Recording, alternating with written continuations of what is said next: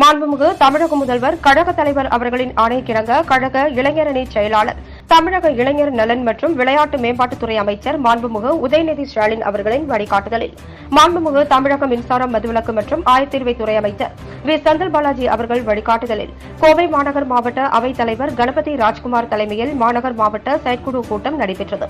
இந்த கூட்டத்தில் மாநகர் மாவட்ட திமுக செயலாளரும் முன்னாள் சட்டமன்ற உறுப்பினருமான நா. கார்த்திக், முத்தமிழ் அறிஞர் தலைவர் கலைஞர் அவர்களின் நூற்றாண்டு பிறந்தநாள் விழாவை கோவை மாநகர் மாவட்டம் முழுவதும் 1000க்கும் மேற்பட்ட இடங்களில் அவரது திருவுருவப்படத்திற்கு மாலை அணிவித்து மலர் தூவி மரியாதை செய்திடவும், ஏழை எளிய பொதுமக்களுக்கு நலத்திட்ட உதவிகள் வழங்குவது தமிழன தலைவரின் நூற்றாண்டு விழா மிகச்சிறப்பான முறையில் நடத்த வேண்டும் என்று தீர்மானங்கள் நிறைவேற்றப்பட்டன.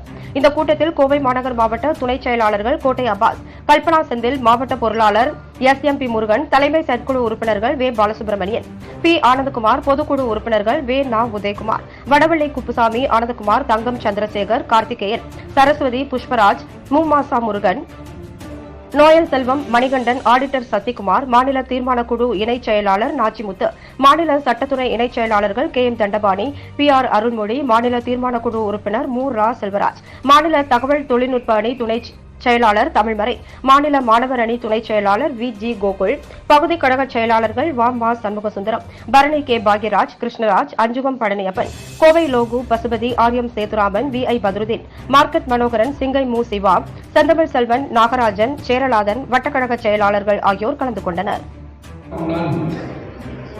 உலகம் முழுவதும் வாழுகின்ற ஒப்பற்ற தலைவர், உலகம் முழுவதும் வாழுகின்ற ஒப்பற்ற தமிழர்களின் தலைவர், முத்தமிழறிஞர், செம்மொழி காவலர் தலைவர் கலைஞர் அவர்களுக்கு நாம் நூற்றாண்டு விழாவினை கொண்டாடுகின்றோம்.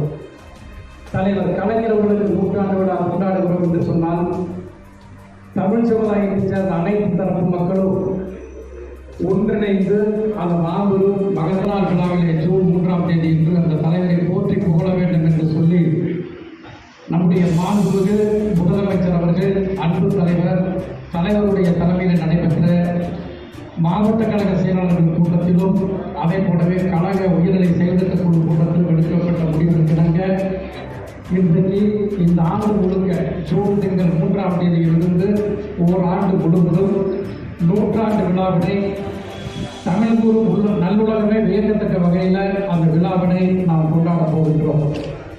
அந்த வகையில் நம்முடைய கோவை மாவட்டத்தில், குறிப்பாக கோவை மாநகர் மாவட்ட கழகத்தின் சார்பில்